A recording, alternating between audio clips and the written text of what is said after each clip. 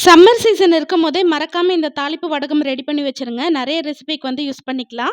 நான் இன்னைக்கு 1 கிலோ சின்ன வெங்காயத்த தோல் உரிச்சுட்டு, கொஞ்சம் கொஞ்சமா மிக்ஸி ஜாருக்கு மாத்திட்டு, பல்ஸ் மோட்ல லைட்டா அரைச்சுக்கோங்க. இது கூடவே கொஞ்சமா மஞ்சள் தூள், தேவையான உப்பு சேர்த்துட்டு, கை வச்சு நல்லா பெசஞ்சு விட்டுக்கோங்க. இது அப்படியே ஒரு அகலமான தட்டுக்கு மாத்திட்டு, ஒரு நாள் ஃபுல்லா வெயில்ல காய வச்சுக்கோங்க.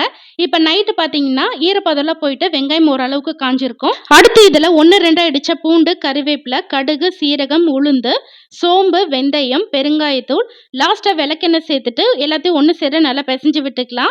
இது அப்படியே ஒரு மூடி போட்டுட்டு ஒரு நாள் நைட்டு ஃபுல்லாக இதை நல்லா ஊற விட்டுருங்க. மறுநாள் காலையில் இது நல்லா ஊறி வந்திருக்கும். மறுபடியும் இதை நல்லா பிசைஞ்சு விட்டுட்டு இப்போ உருண்டை பிடிச்சிக்கலாம். நான் எடுத்த அளவுக்கு 15 உருண்டை கிடைச்சிது. இது கூடவே ஒரு 5 காஞ்ச மிளகாய் சேர்த்துட்டு வெயிலில் காய வச்சுக்கோங்க. இப்போ ஈவினிங் பார்த்தீங்கன்னா ஓரளவுக்கு நல்லா காஞ்சிருக்கும்.